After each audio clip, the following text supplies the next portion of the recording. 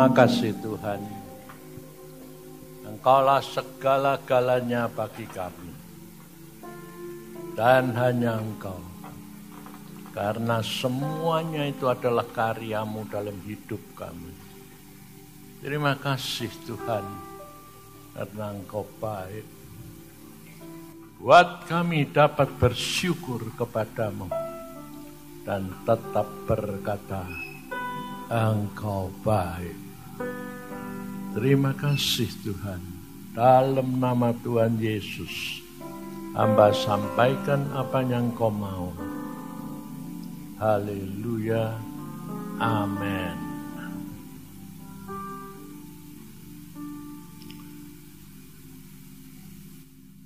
Saudara, hari-hari ini itu sebetulnya saya sendiri terus terang tidak tahu. Banyak hal ku tak mengerti. Sampai tadi malam saya dipanggil Tuhan sendiri. Saya bangun kira-kira jam 1 atau jam 2 itu. Terus saya sembahyang menghadap dan Tuhan katakan, waktunya tinggal cuma 5 menit. 3,5 tahun. Engkau tahu kenapa 3,5 tahun? Karena itu waktu yang sama dengan aku diutus Bapa turun ke dalam dunia. Jadi 3,5 tahun ini pelayanan kita harus diubah.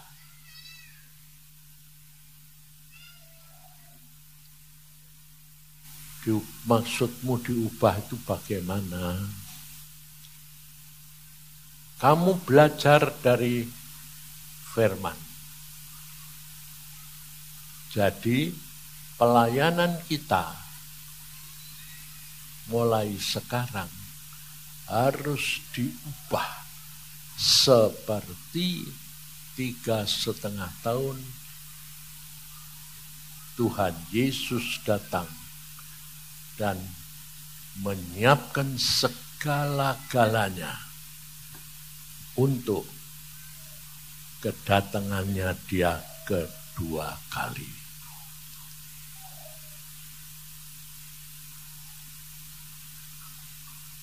Lalu saya katakan, caranya bagaimana Tuhan?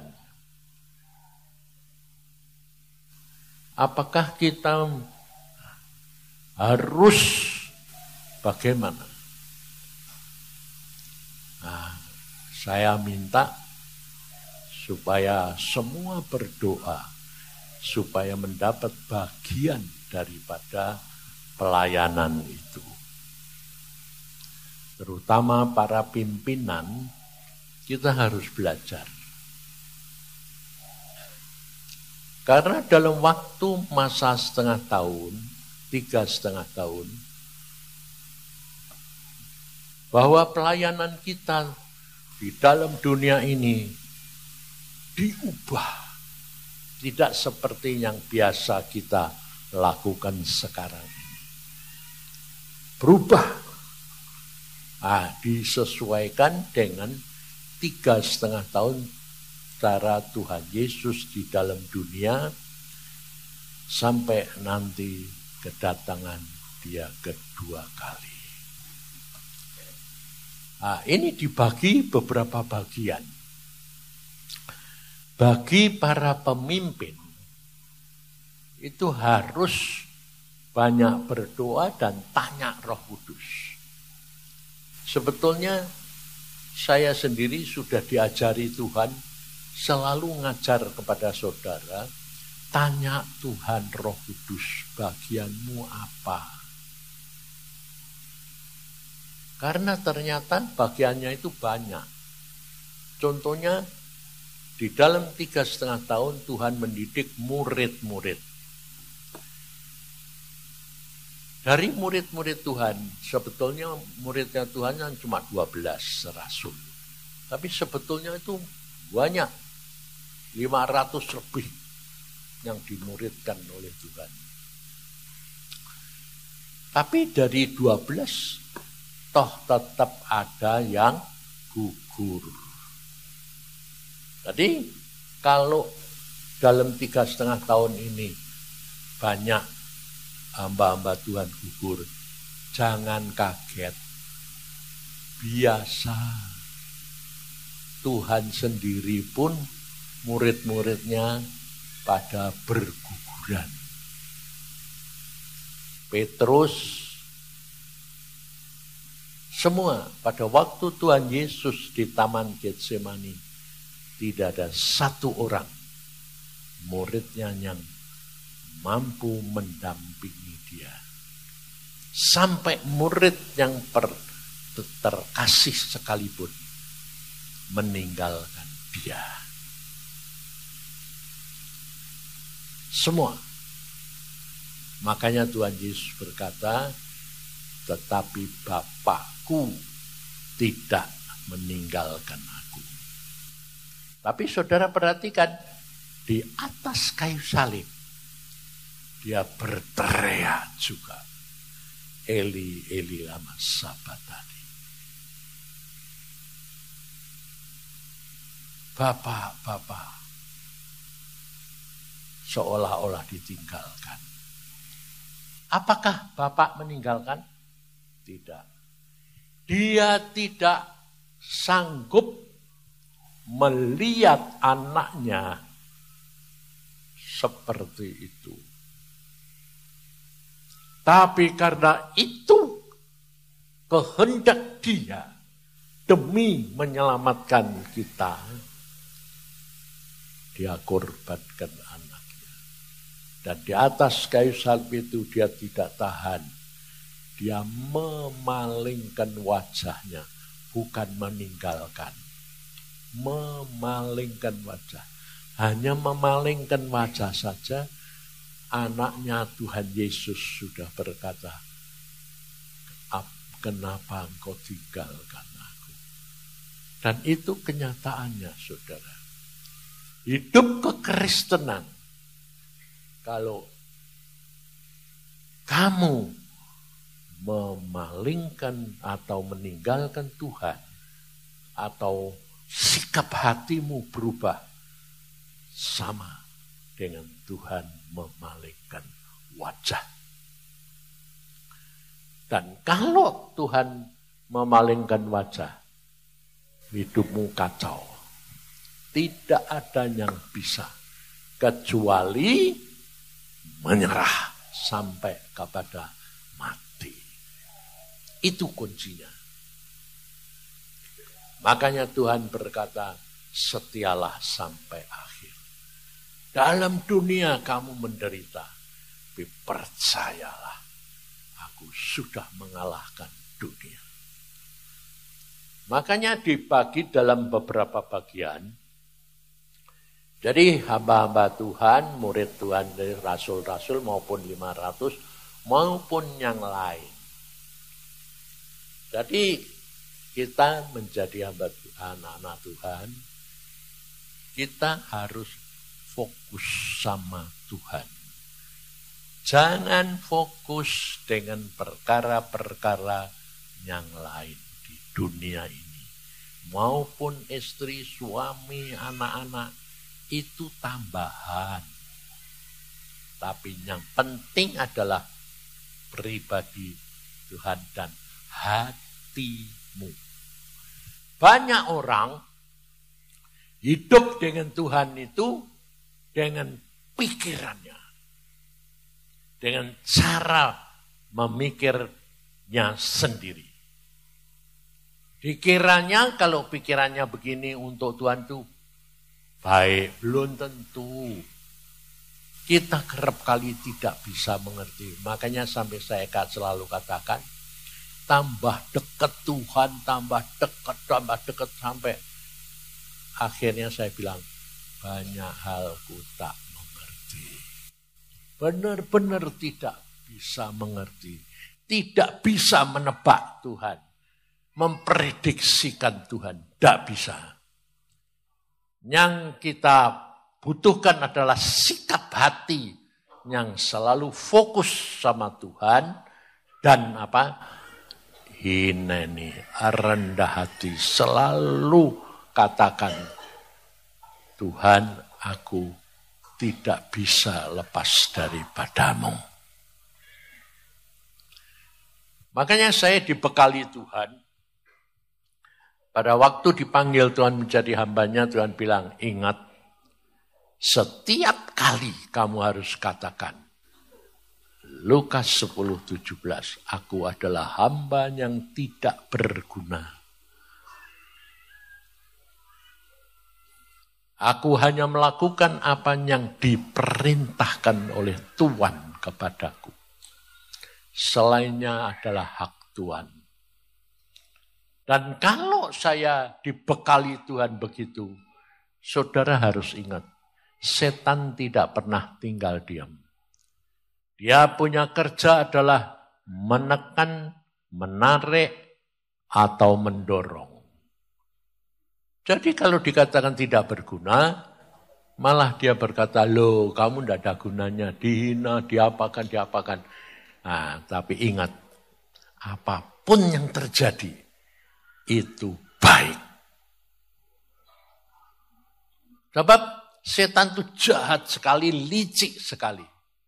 Kalau dikatakan tidak berguna, kemudian dilihatkan hamba-hamba Tuhan Stefanus, disiapkan mati. Rasul-rasul 12 pun mati semuanya. Makanya saya itu mengucap syukur. Setelah ngalami berhidup dengan Tuhan, itu saya bisa mengerti. Tapi mengertinya bagaimana? Contohnya, Thomas, Andreas, ya, ditarik kereta, badannya pakaiannya sampai hancur, sampai kulitnya, sampai dagingnya hancur, tinggal tulang. Apakah itu sakit enggak? Sakit enggak? Kerap kali kita bayangin, ya toh? Saya juga bayangin. Wah Tuhan, itu kalau salah satu rasul kok tetap kayak gitu. Tuhan bilang, ya, iya, bukan enggak, iya. Waduh kayak apa? Tuhan malah ngomongin sama saya, Pak. Alami, nak. Hah? Alami? Ya. Tapi cara Tuhan itu memang luar biasa. Jadi tahun 75 Tuhan bilang, alami. Kamu mengalami kelumpuhan pada waktu belum jadi hamba Tuhan. Jadi kalau saya bilang belum jadi hamba Tuhan, itu pun kategorinya lain. Yang saya maksud tahun 73 saya belum full time. Tapi hamba Tuhan iya. Sebab jadi dokter, tetap praktek, tetap khotbah, tetap pelayanan. Jadi yang mana yang benar? Semua benar. Pelayanan maupun jadi dokter, maupun sekuler, maupun apa, tapi juga khotbah jadi hamba Tuhan. Makanya dari itu sudah. Saudara itu kalau dengar kesaksian, khotbah, maupun pelayanan, jangan menghakimi. Jangan dinilai sendiri. Sebab setiap orang mempunyai pengalaman pribadi demi pribadi bersama dengan Tuhan.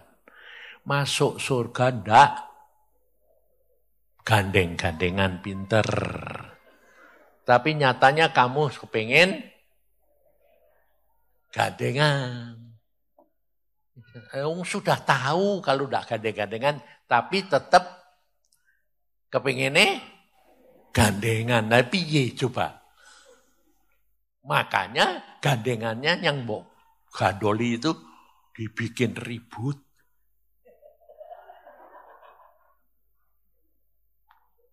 Tidak boleh soalnya. Dan Tuhan itu aneh, cemburuan. Istri saya aja kalau ngomong sama, aku kepingin ini. Tuhan ini bilang, ada aku. Ya Tuhan, engkau kan tidak terasa.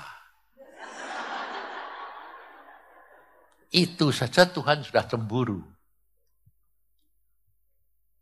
Sampai akhirnya dia datang, dia tepuk pundaknya, dia bilang, ini aku, jangan takut. Aneh enggak? Maka dari itu saudara, kalau kita itu tidak ngalami sendiri, tidak bisa mengerti. Hidup dengan Tuhan itu harus ngalami sendiri. Enak, tidak enak. Tapi ngucap syukur. Enak. Meskipun sakit. Tapi enak. Enaknya apa? Sakit ya sakit. Tapi ternyata ada batas ambang sakit. Saya pada waktu pertama kali dididik Tuhan mengenai penderitaan itu, ya lumpuh, kematian. Ternyata daging kita kalau mengalami kematian itu sakit. Saya bilang, Tuhan, ini kaki saya mulai membiru, mulai mati. Ya, jawabannya juga iya. Jadi jangan takut, enggak. Iya. Makanya saudara itu kenali Tuhan. Kok sakit Tuhan? Iya. Kalau sudah bilang ya, pikirku kan, ya sudah sampai situ toh. Udah, tambah lama tambah parah. Kok tambah sakit Tuhan? Iya. Terus aku bilang, terus bagaimana ini? Ngucap syukur. Nah, pada waktu itu saya belum tahu ngucap syukur, taunya apa? Makasih, hanya yang terima kasih tok. Tapi terima kasih tambah sakit. Jadi bukan berarti kalau bilang ngucap syukur itu terus hilang. Kok enak? Enggak. Tambah parah, sampai satu saat tertentu, plus. Enggak terasa. Dan Tuhan enggak ngomong, jangan takut, nanti hilang. Dah, sakit. Lama-lama, sakit sekali. Ujungnya apa? Mati. Jadi pada waktu saya tahu itu sudah mau mati, saya teriak sekeras-kerasnya. Karena pikir saya terakhir. Game. Jadi, kalau kamu mengalami segala sesuatu mentok, tapi belum nyerah, itu belum. Mentok itu sampai mati terus kamu bilang, terima kasih. Nah itu game. Demikian juga itu pada waktu mentok terakhir, saya teriak, terima kasih. Saya pikir terakhir. Meledak, dial. Malah selesai. Tuhan malah bilang, itu selesai. Selesai pikirku mati, loh kok malah hidup. Loh kok hidup Tuhan? Iya, selesai. Oh, ternyata ada ambangnya Tuhan. Ya. Maka dari itu saudara, itu yang pertama. Yang kedua beda lagi. Pengalamannya sama, tapi beda. Yang kedua, Tuhan itu enggak bilang, enggak bilang gini, enggak apa-apa, enggak. Alami nak. Nanti kamu ngalam. Yang kedua, ngucap syukur, belum apa sudah, tahu, wah, itu pasti sengsara sakit. Terima kasih. Cepat-cepat sebabnya apa? Sakitnya ndang pikirnya. Tapi justru di situ Tuhan bilang, karena kamu ngucap syukur, jadi sakitnya sudah cepat hilang. Jadi menderita, tapi tidak sakit. Nah, beda lagi itu. Ada penderitaan tidak sakit. Tapi ada penderitaan yang sakit. Sebab tubuh, jiwa, dan roh. Maka dari itu saudara, yang penting adalah sikap hati. Karena Tuhan sudah berkata 3,5 tahun. Bertahanlah, percayalah. Hanya 3,5 tahun. Nah, tadi malam tuh sampai saya dibangunin, dipanggil. Sampai saya tuh berteriak. Tadi tidur ini sampai ngomong, ada apa? Karena apa? Yang manggil, AL tidur sama saya di sebelah tidak dengar. Tidur nyenyak dia. Tapi lucunya, yang manggil suara istri saya. Bukan Tuhan. Yang, ada apa? Ternyata Tuhan. Jadi Tuhan tuh kerap kali kalau manggil belum tentu suara dia. Kadang-kadang suara saya, kadang-kadang suara istri, kadang-kadang suara anak, kadang-kadang suara cucu. Tuhan tuh sak mau-mau nih. Jangan dibatasi. Kamu nanti kerap kali kan kamu tahu gitu terus. Siapa yang ngomong? Ya dek Tuhan, dek setan. Nah itu sudah salah satu hal di dalam pikiranmu. Selalu kamu mau jalan menurut pengertianmu sendiri. Jangan. Itu segera harus ditinggalkan. Karena waktunya sudah singkat, kita hanya hidup berfokus kepada Tuhan. Bukan berarti lalu pekerjaan, lalu sembarang tinggal. Tidak. Ini hanya sikap hati. Ngerti enggak? Sikap hati sama tindakan itu beda lagi. Maka dari itu harus punya pengalaman pribadi dengan Tuhan. Jangan sampai nanti seperti firman Tuhan dikatakan, yang di depan jadi yang terbelakang. Ya toh, kan rugi. Yudas yang makan dengan Tuhan, tidur dengan Tuhan, kecewa juga. Kenapa? Sikap hati.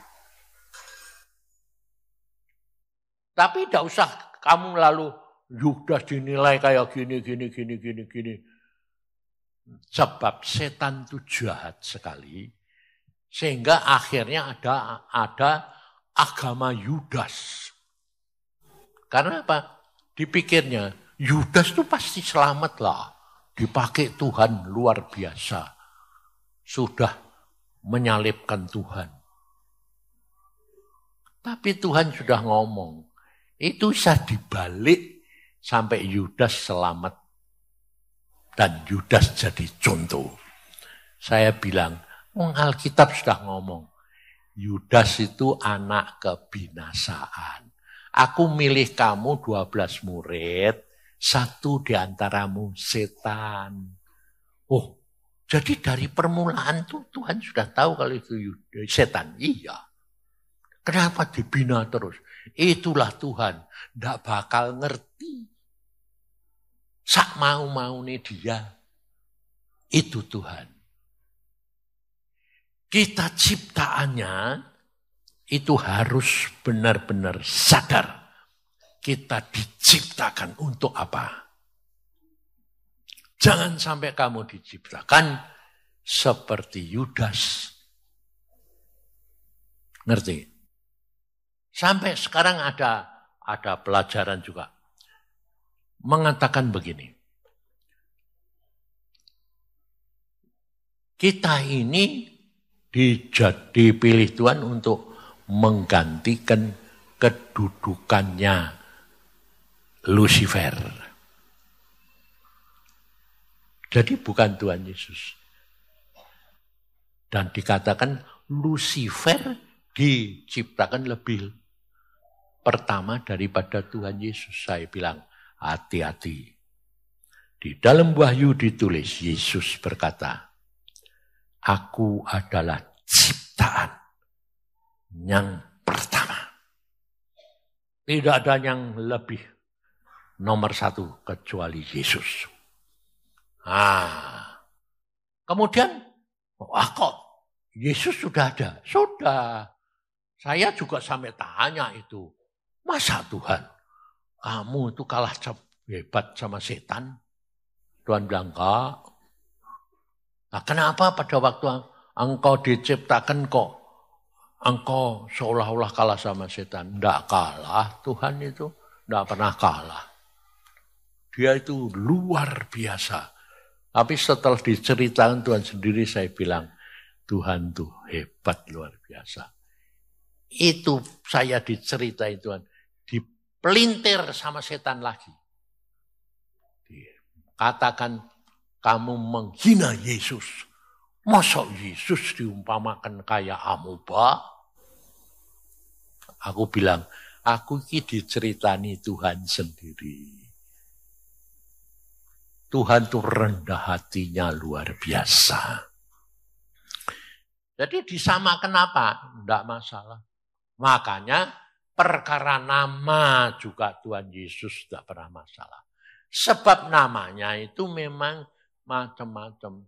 Karena dari permulaan Tuhan berkata, Allah berkata, Aku adalah Aku yang mengutus aku, kata Musa, untuk menemui Firaun. Memang dia yang permulaan. Tidak punya nama. Ya dia sendiri bingung.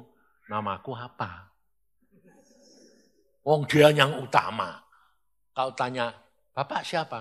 Aku. Dia nyebut, kamu Yehova. Ya boleh, tidak apa-apa. Mau sebut apa? Mau lah. Disebut Allah yang Maha Kuasa. Mau. Bijaksana. Mau.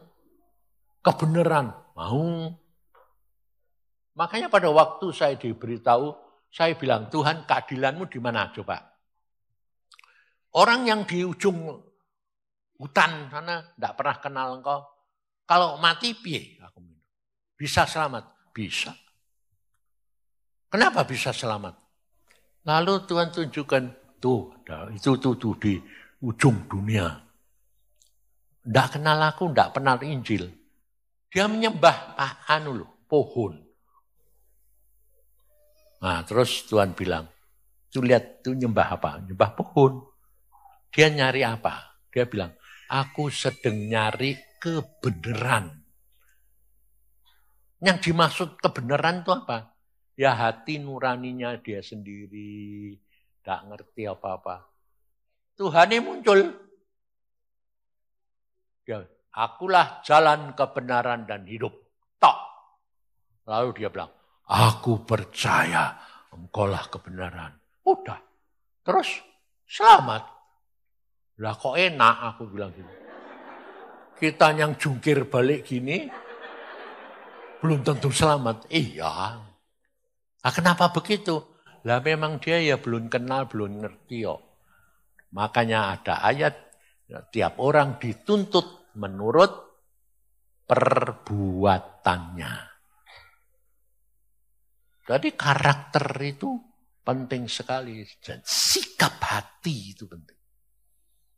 Saya bilang, orang itu selamat. Loh kok enak?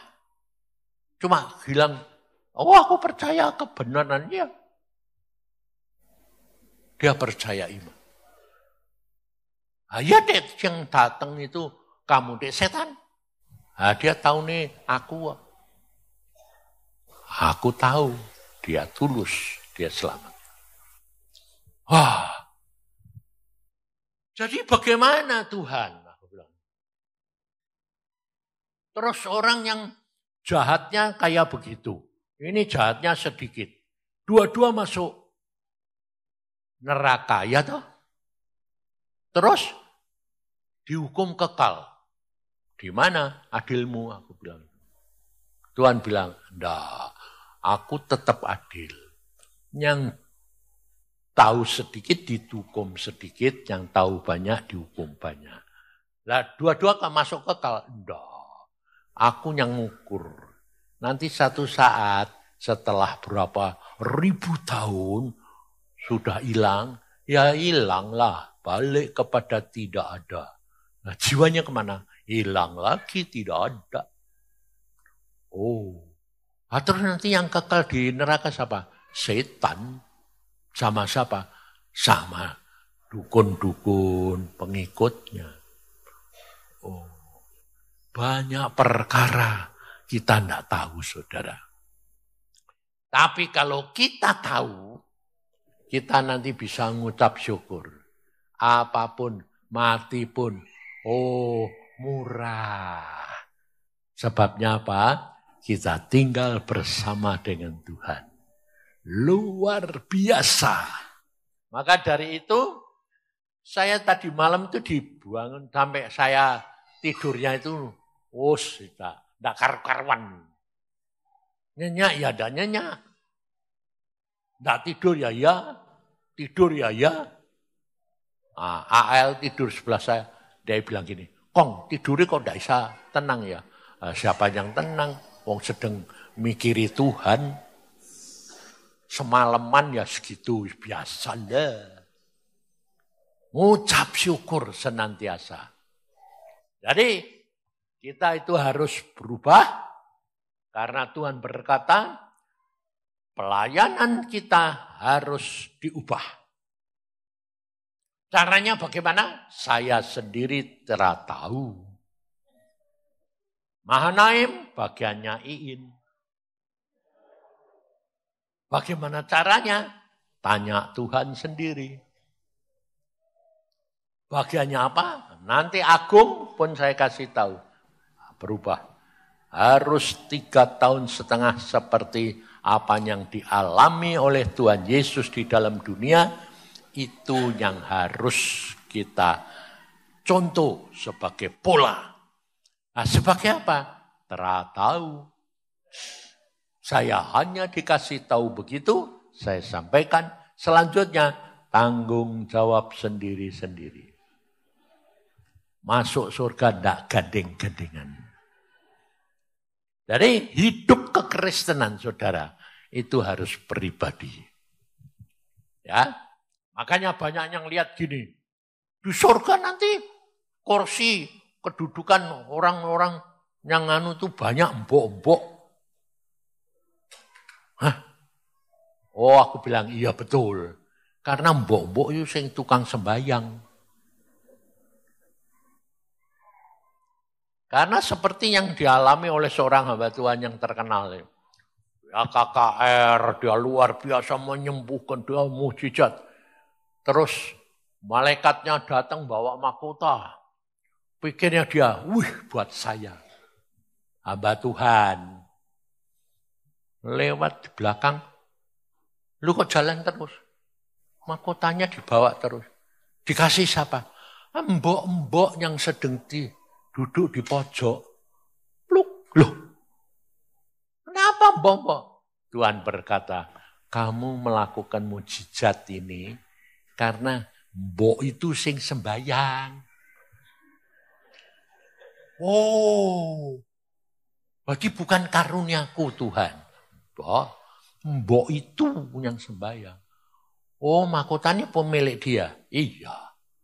Lah aku dapat apa? Ya dapat nama lah. Wong kamu yang melakukan. Ya toh? Habis itu mboknya yang dapat. Makanya di Mahanaim belum tentu itu bagiannya Iin. Belum tentu itu bagiannya Stephen. Belum tentu bagian hamba-hamba Tuhan yang lain. Itu ada pendoa-pendoa yang tidak kelihatan. Makanya saya katakan, kalau kamu melakukan firman Tuhan pelayanan, jangan lihat hasil. Karena hasil itu belum tentu milikmu. Kita adalah hamba yang tidak berguna, melakukan bagian yang Tuhan tetapkan. Selesai. Nanti hasilnya apa? Terakhir. Nanti kamu dapat apa? Dari situ kamu nanti tahu. Tapi kalau kamu punya sikap hati, hineni, rendah hati, kau akan lihat. Dalam dunia ini kau diberitahu. Tuh bagianmu, tuh bagianmu. Kamu cuma bilang, bukan aku Tuhan, tapi Engkau yang menyediakan buat aku. Harus begitu. Maka hidupmu enak. Enak itu juga ada 3 enaknya. Contohnya aku. Aku ini selesai mau mati, tidak boleh mati, tidak boleh. Aku ini kenapa Tuhan? Karena aku sedang cari orang model kayak kamu, tidak ada. Ya memang tidak ada. Wong ini diciptakan manusia yang luar biasa jeleknya. Tapi Tuhan sayang. Karena apa? Tuhan bilang, aku beri kamu contoh. Untuk jadi contoh. Jadi tidak boleh mati. Bingung aku. Nah, baru saja ke Semarang. Saya ke Semarang. Cek kesehatan di Elizabeth. Karena disuruh ke Australia, dan Australia itu ya aneh-aneh lagi. Boleh cek kesehatan hanya di Jakarta, Surabaya, dan Semarang. Dulunya Bandung. Ya toh, waduh ya sudahlah, aku milih Semarang aja karena apa? Ada pesawat, 1 jam sana, pulang sehari, besok pulang. Kan enak. Daripada Bandung, Jakarta, macetnya setengah mati, di jalan 5 jam, pulang 5 jam. Ya toh? Wah, sengsara. Saya bilang Semarang. Nah, sampai Semarang, dicek. Wah, luar biasa. Aku sendiri yang jadi pasien melongo. Kenapa? Tekanan darahku sama gula darah sempurna. Sampai saya bilang, mana mungkin Tuhan? Tiap hari tak cek loh. 170, 150. Gula darahnya juga 170. Ini di sana saya, gula darah sempurna. Tekanan darah 120, 80. Mana mungkin?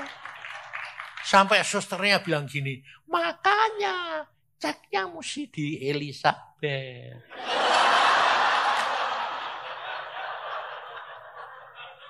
Masa orang 80 kok bisa punya tekanan darah sempurna? Wah, aku bilang, ini bukan ini cuma Tuhan mau nunjukin. Wes santai saja. Di saya rileks aja. Habis itu ada orang-orang pendoa datang. Pak, saya dapat penglihatan. Bapak itu tinggal Bapak sama Pak Agung. Loh, lah yang 6 hamba Tuhan di lainnya, enggak tahu di mana. Wah, itu Bapak itu berdiri ya, modelnya ya kayak gini nih loh Pak. Bapak selalu gini. Nah terus Pak Agung ya cuma di sebelah Bapak, lihat Mang. Aku bilang kalau bukan Tuhan enggak mungkin. Sebab ada Holy Stadium lebih gede daripada Holy Stadium Semarang. Kira-kira 2 kali lipat Pak. Wah, gede sekali. Orang tuh begitu puluhan ribu. Aku cuma gini tak. Terang Tuhan enggak mungkin. Nah, pendoa itu longsor di depan saya. Terus dia bilang gini, saya cuma berdoa. Tapi lucu Pak, di kaki di ujung sini ini di polok. Bahasa Jawa ini polok. Bahasa Indonesia ini apa? Ora reti. Itu ada tulisannya 92. Apa ya Pak? Loh, ya aku meneh sing punya ya ndak ngerti. Terus anaknya bilang, itu nanti Pak Yusa umurnya 92. Mati aku. Ora aku. Wes ora. Hah? 80. Iya.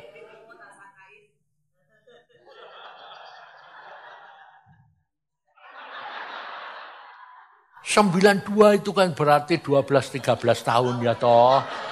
Wah bodol aku minuman. Wes jangan. 92 itu maksudnya apa? Itu dicap di kaki ingkong. Apa itu? Orang ngerti. Makanya sudahlah, jangan sok pengen mengerti. Pusing.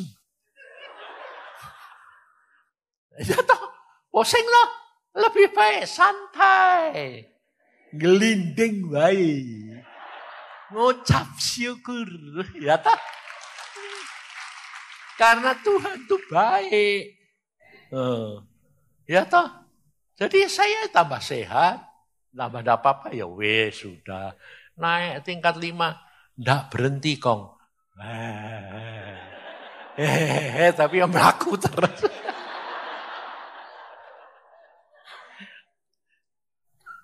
Maka dari itu saudara, hiduplah dengan Tuhan. Itu penuh percaya, hanya dengan penuh percaya. Dan 3,5 tahun ini, itu ada penderitaan, tapi ada juga kemuliaan, ada juga yang kamu selalu geleng-geleng kepala. Banyak hal ku tak mengerti. Ucap syukur saja. Ya, jadi Mahanaim bagiannya apa? Tanya Tuhan sendiri. Dirubah oleh Tuhan ini. Bagianmu apa? Tuhan yang tahu. Ya, sebab selama Tuhan di dalam dunia yang mengikut Tuhan, itu ada orang yang mempersembahkan hartanya. Ya toh? Ada juga murid-muridnya. Ada juga murid yang setengah murid, setengah enggak. Ya, macam-macam. Tapi ingat, ada juga orang-orang yang disayang Tuhan.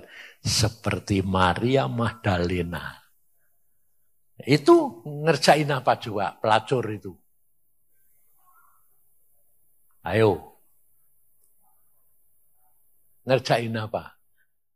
Orang disayang Tuhan, Maria Magdalena. Sampai orang dunia bilang apa? Itu gundike Yesus. Sampai makamnya saja diurusi. Tapi Tuhan itu tidak urusan. Tuhan lihat hati. Nah, tidak tahu nanti.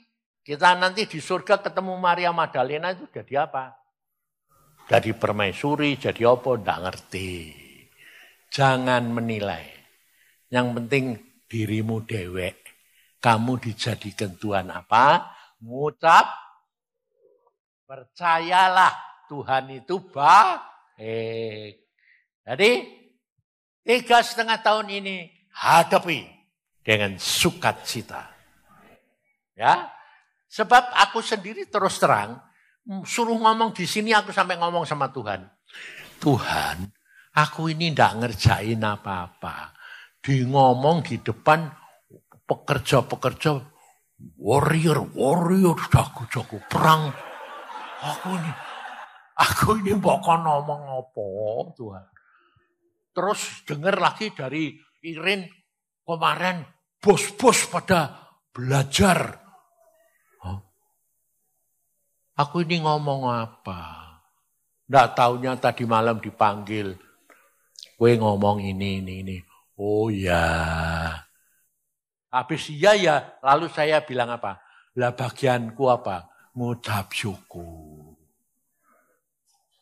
Ya, maka dari itu, wis toh, jangan terlalu banyak tanya. 3,5 tahun mau ada apa? Orang ngerti. Suruh apa? Lakukan bagian kita. Kalau suruh mati ya pulang. Ya toh? Kalau suruh nanggung sengsara, amin. Nang cepet mati ya beneran. Ya toh? Itu Tuhan. Ngerti ndak? Wes santai bae. Gelinding bae. Nikmati bae. Hidupmu akan luar biasa. Amin. Wes ya.